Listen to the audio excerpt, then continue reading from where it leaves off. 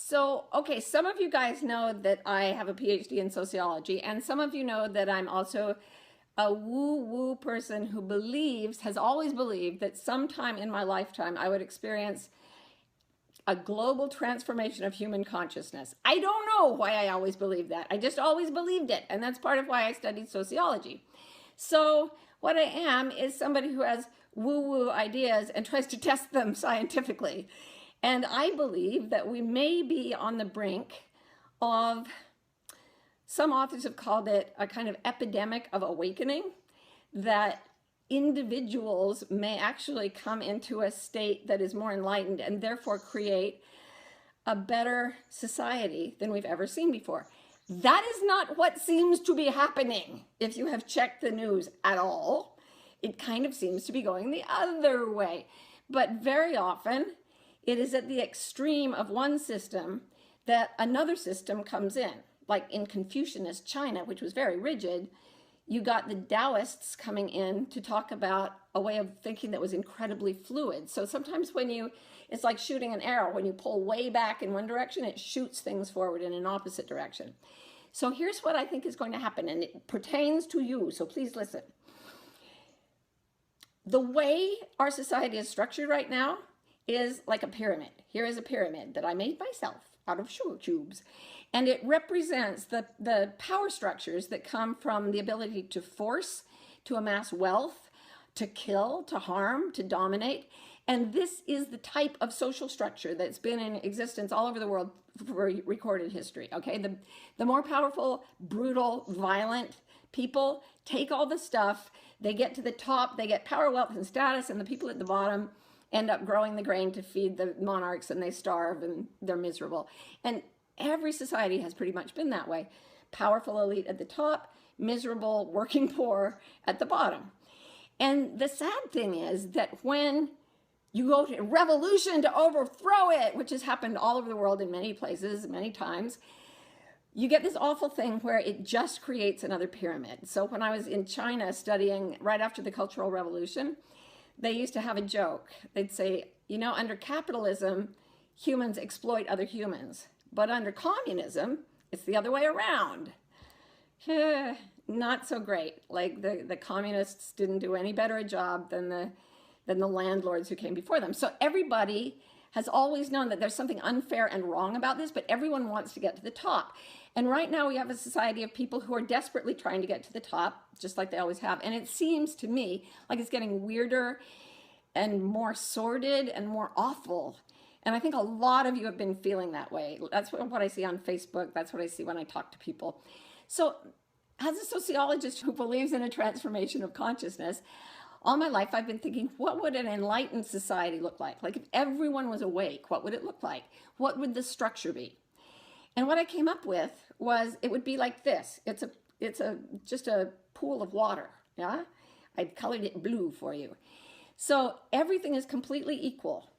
And every person is represented not as by their place on the pyramid, but by a stream of energy that flows into the pool.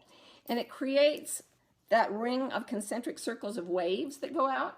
So everybody has waves of energy that come out from them. And everyone's wave energy interacts. And sometimes like a high energy meets a low energy and they cancel each other out. Sometimes two waves meet and they create something called constructive interference, where the goodness really goes beyond what either could accomplish on its own. So I thought, okay, this is it. It's a perfectly still flat pool and we're all energy flowing into it. And our impact has to do with how authentic we are, how much of ourselves, our real selves, we are putting into this pool of goodness. And for a long time, I had the two in my head, and I thought, how do you turn a pyramid into a pool? How do you turn a pyramid into a pool? How do we turn this crazy, grubby, grimy, horrifying thing that is the power structure into something clean and clear and good? And then one day I realized all along, the pyramid has been in the pool. The pool has been forming around it. So here's what's happening, okay? You've got a group of people becoming enlightened, and they're below everyone else. They're lower than the rest of the pyramid. They are not coming in and winning. But from the bottom up, they are slowly dissolving the power structure. And the people who dissolve first, who give up the old way of being first, are the ones who have the least to lose. So they're on the bottom. They just absorb the people around them because they are made of inclusion and love. There is no conquering in this. The pool doesn't destroy the pyramid, it includes it. And it makes it into something clear and fluid and sweet. And the people at the very top of the pyramid are the last ones to know what is going to happen. This will not be a revolution, this transformation. It will be a dissolution. It will be an inclusion. And how do we bring it about? We dissolve the rigid power structures, the fear-based, needy, hungry, violent parts of ourselves. We dissolve that into the sweetness.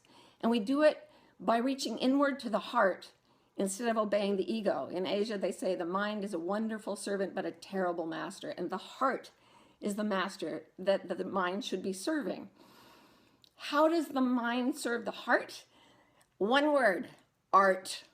Well, a number of ways, but art is the primary one. There are certain people who breathe in their own authenticity. They go inside, they dissolve the obstacles to their own clarity, their own illumination, and then they find a way after that inhale to breathe out their message, their light, their energy to more and more people, and the people around them start to dissolve and become more like that. That's what happened around Jesus. That's what happened around Buddha.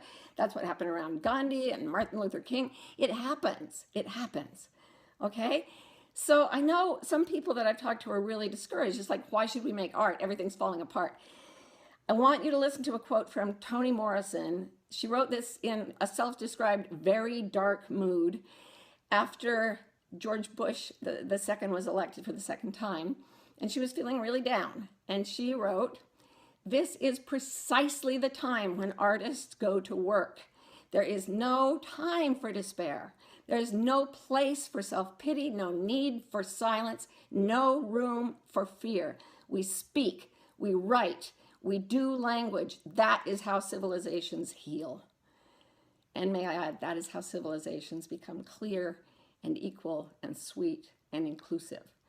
So I'm trying to do it. I was talking to my friend Liz Gilbert about how we've always used language to go in and find our hearts and clear the space in ourselves.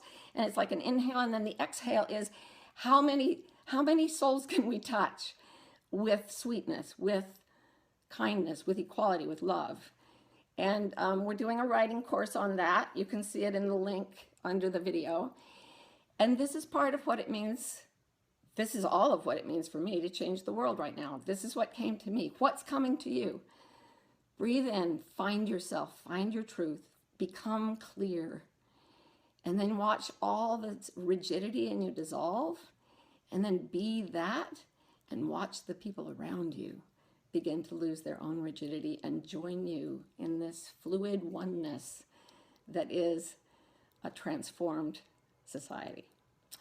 I hope this helps. And I'll see you on the internet.